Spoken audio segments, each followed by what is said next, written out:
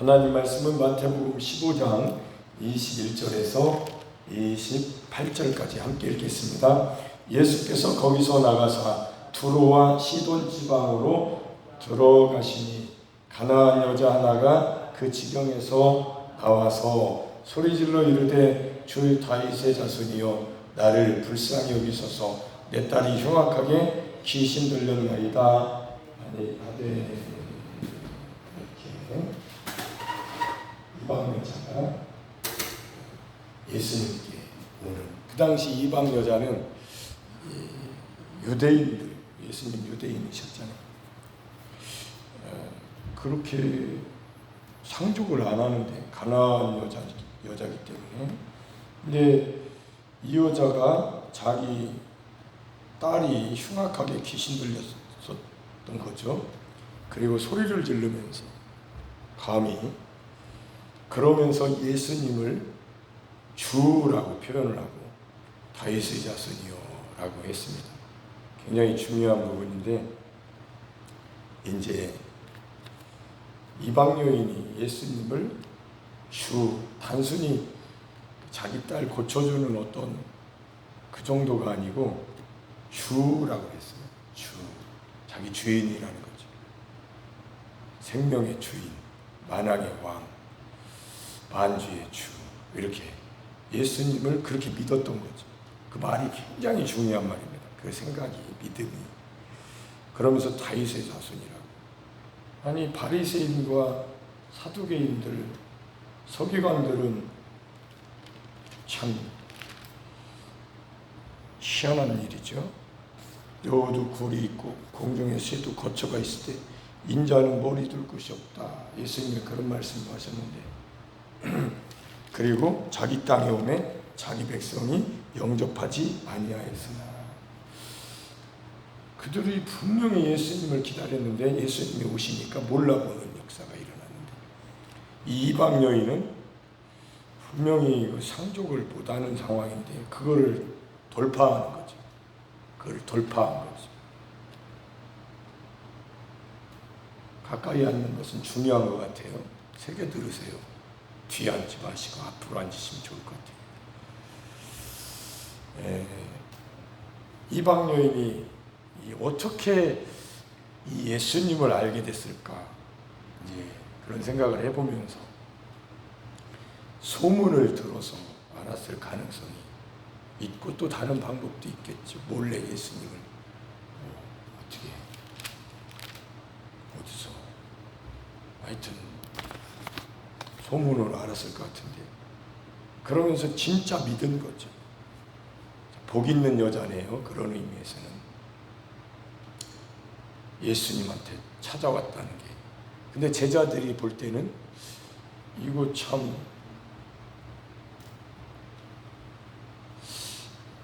좀 성가시러운 일입니다.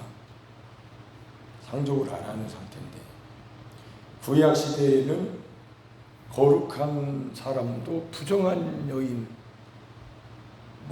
부정한 사람이 앉았던 자리에 앉거나 부정한 사람이 만졌던 도구를 만지거나 하면 부정해지고,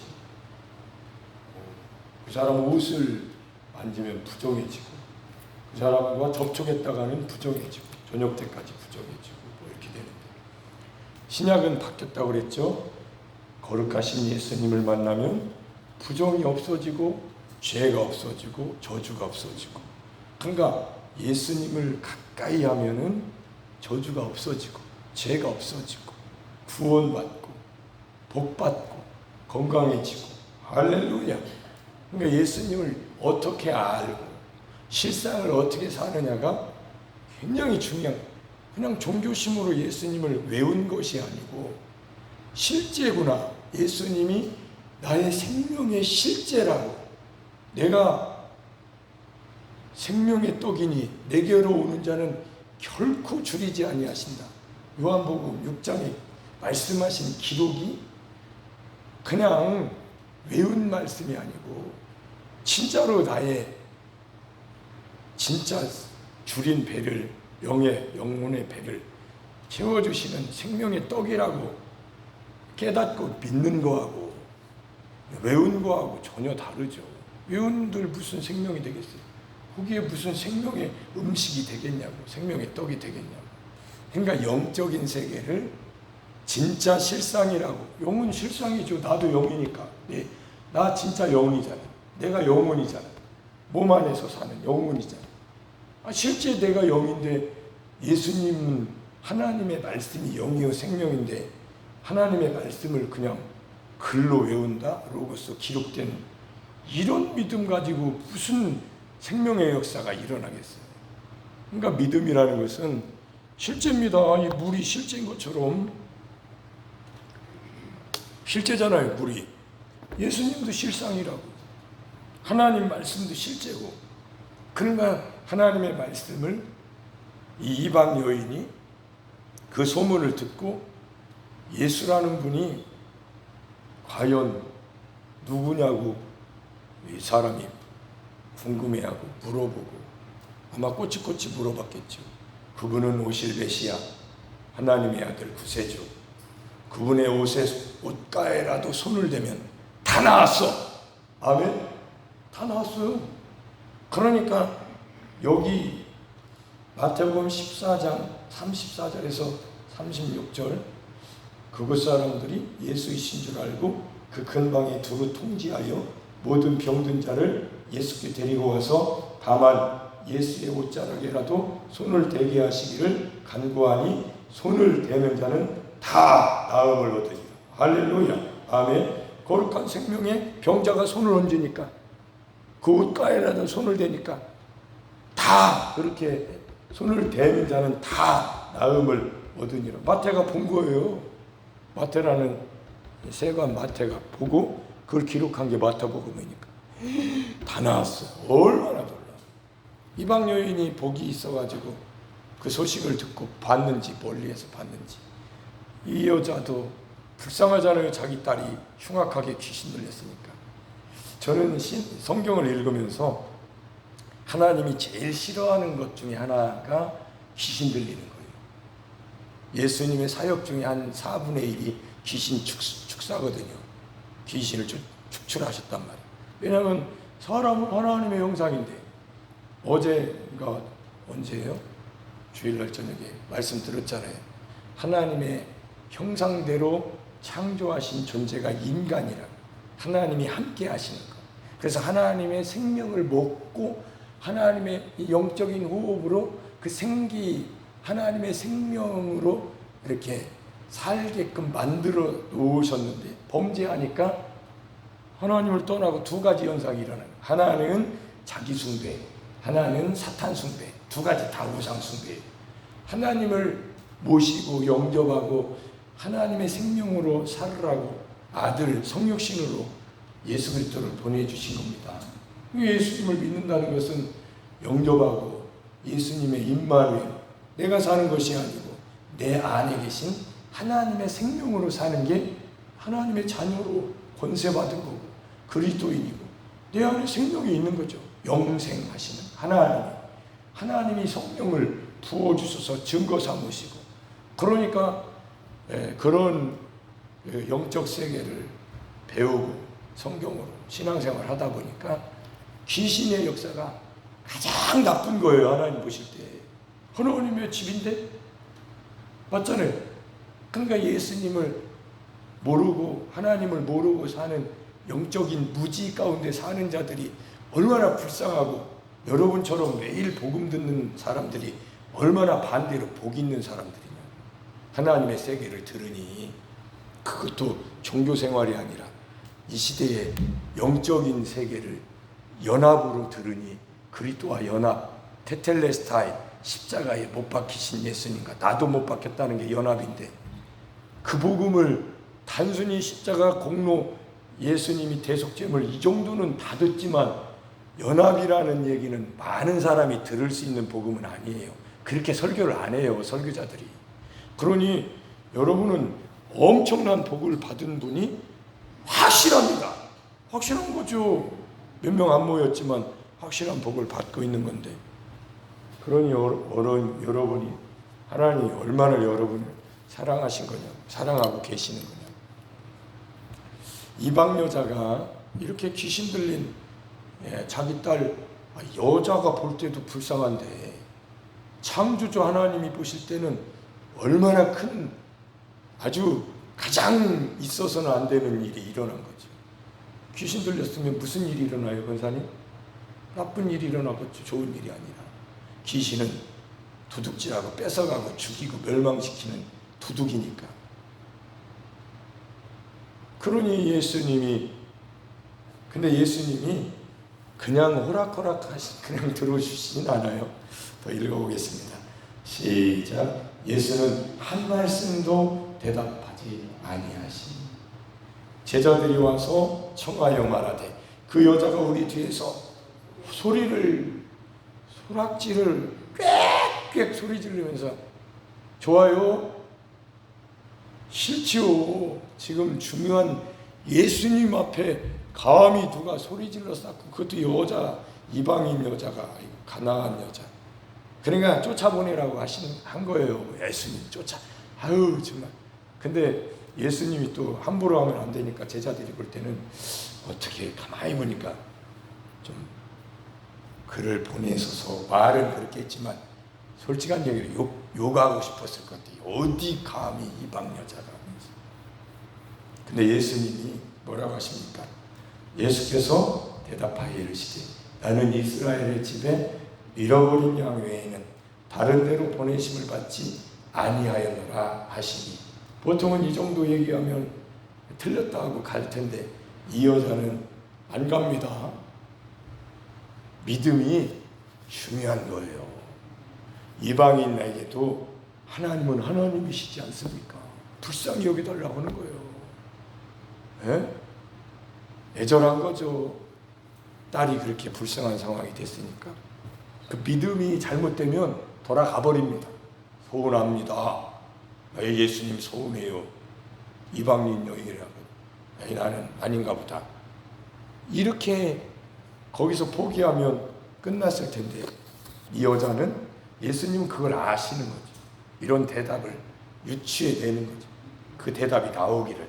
여러분도 똑같다고 우리도 하나님 앞에 섰을 때 하나님을 잘못 알면 서운해요 하나님하고 나한테는 안 하신다고 뒤로 획 돌아갈 텐데 믿음이 잘하는 사람은 절대로 그렇게 하잖아요. 가만히 하나님이 어떻게 하시기를 원하실까 하면서 내 생각을 바꾸고 내 마음을 바꾸고 내 행위를 바꿔야지. 하나님 참 서운하시네요. 자기만 손해보죠.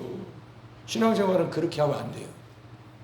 가만히 하나님이 어떻게 하기를 원하시나 하고 항상 하나님 앞에 가라고 해도 안 가고 가지 마세요. 왜 가요? 하나님 앞에 복이 있는데. 하나님이 복인데 왜 가냐고. 삐지냐고. 삐질 것도 아니죠. 우리는 혹시 삐졌더라도 계속 돌아와야죠. 하나님이 복이니까. 여기 왔어야 된다고. 오셔야 된다고. 매일. 자 시작. 여자가 와서 예수께 절하며 이르되 주여 저를 도우소서. 절까지 하네. 이제 삐진 게 아니라 절까지 하면서 주여 저를 불쌍히 여기시오. 저를 도와주세요. 예수님이 대답하여 이르시되 자녀의 떡을 취하여 개들에게 던짐이 마땅하지 아니하니라. 자녀를 위해서 이스라엘의 집에 잃어버린 양을 위해서 오신 분인 건데, 근데 가만히 생각을 해보십시오. 유대인에게서 구원이 나오고 이방인에게 가는 과정이 보여주잖아요. 여기 예수님의 역사 속에서.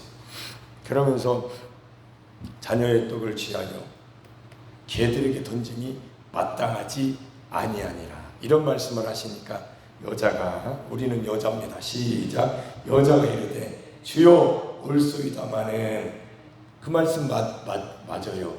그러나 시작. 개들도 제 주인의 상에서 떨어지는 부스러기를 먹나이다.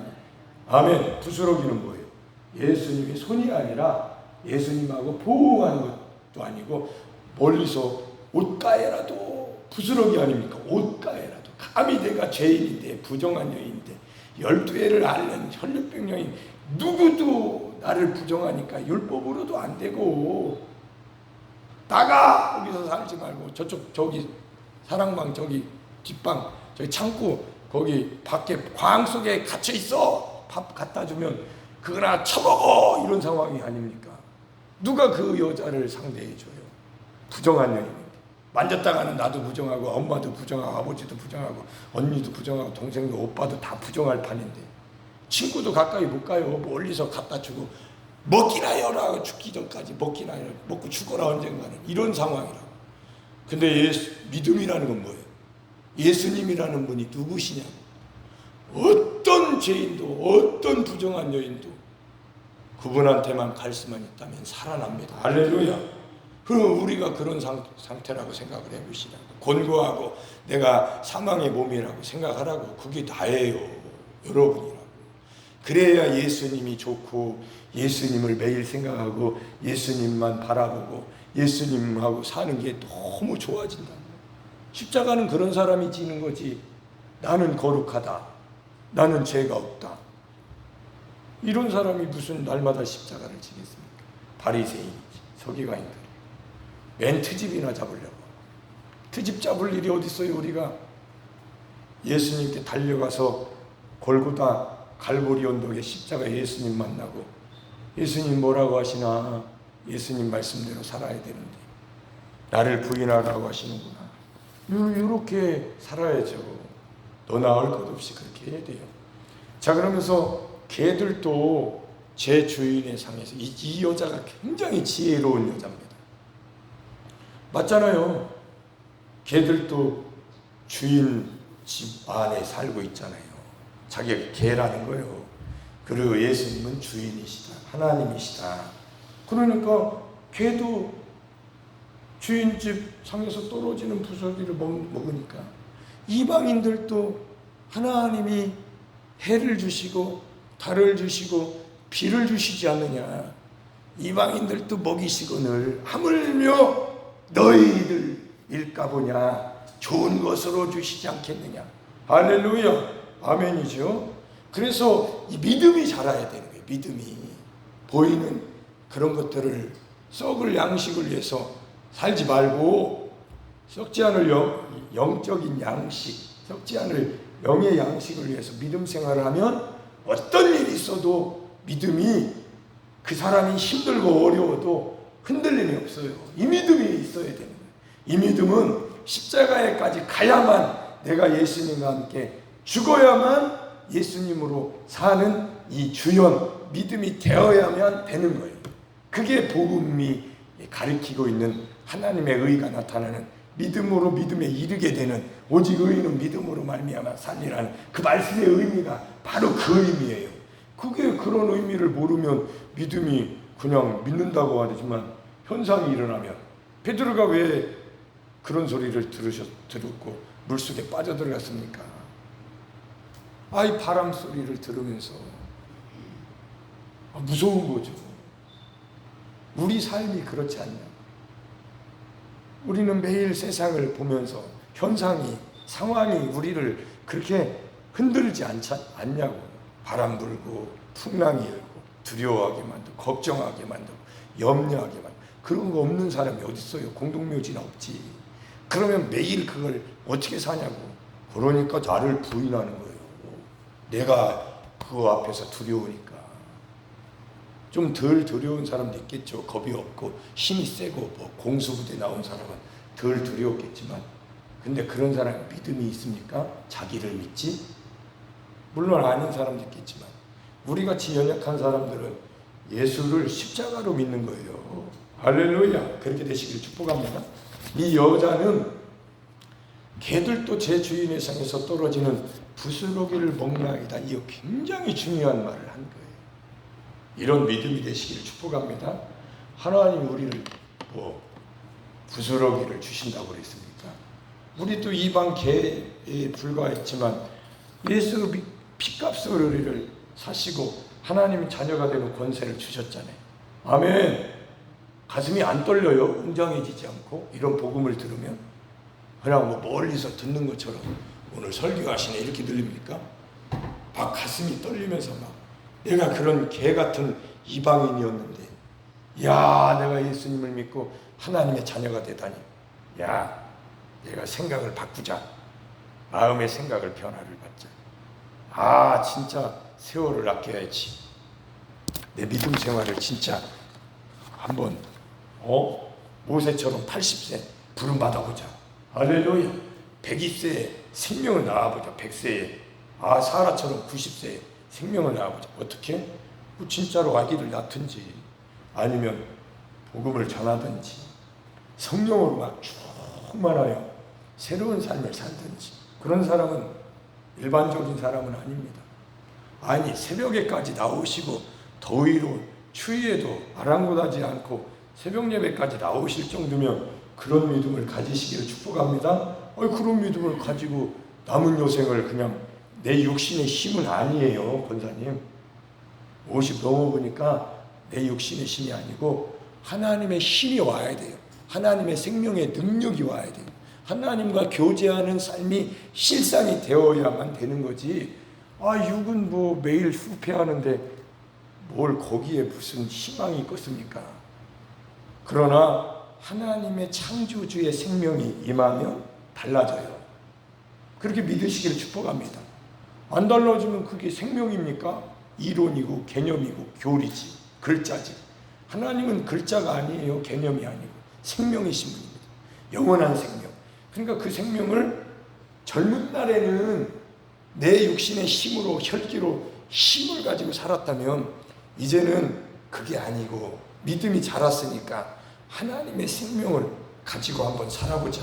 그렇게 되시기를 축복합니다. 이에 예수께서 대답하여 이르시되 여자여 내 믿음이 크도다. 내 소원대로 되리라 하시니 그때로부터 즉시 그의 딸이 나으니라. 할렐루야. 갈 것도 없어요. 하나님 안 가셨습니다. 예수님 안 가셨어요.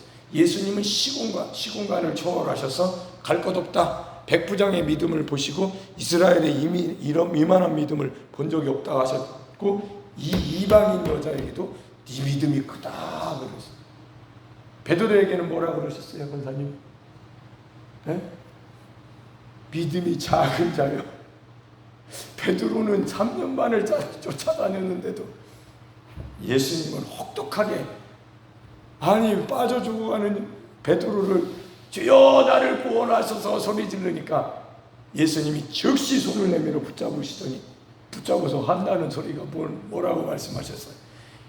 야, 믿음이 왜 이렇게 작냐? 왜 의심했어? 사람마다 다르게 대하실 것 같아요, 하나님이. 근데 꼭 그렇게 나한테 연약한 어린아이처럼 매일 그렇게 하나님한테 어린 양 하면 되겠냐고. 아니죠. 자라야죠, 믿음이. 이제는 자라야죠. 매일 자라야죠. 어린 양 하지 말고 이제 하나님 나를 좀 써주십시오. 나를 보내십시오. 하나님 나 십자가 지고 삽니다. 나 같은 이방인도 하나님이 먹여주실, 하나님 정말 나 전도자로 써주세요. 아니, 흉내내는 자 말고 하나님이 함께 하시는 증거를 좀 보여주세요. 표적이 따르고 그냥 즉시 시신이 떠나가고 즉시 새 방언을 말하고.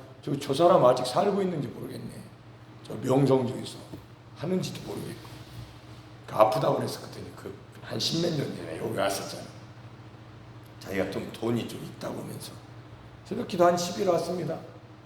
그때 갈 때 방언 터져가지고 둘이 손잡고 막 방언 기도하고 난리 났었습니다. 그 사람 이름도 기억이 안 나는데 즉시 그런 일이 일어났는데도 안 나오시대. 마누라가 무서워서 그래요. 마누라를 무서워서 구원을 잃어버린다는 게 있을 수 있는 일입니까? 에휴, 참 별 사람 다 있어.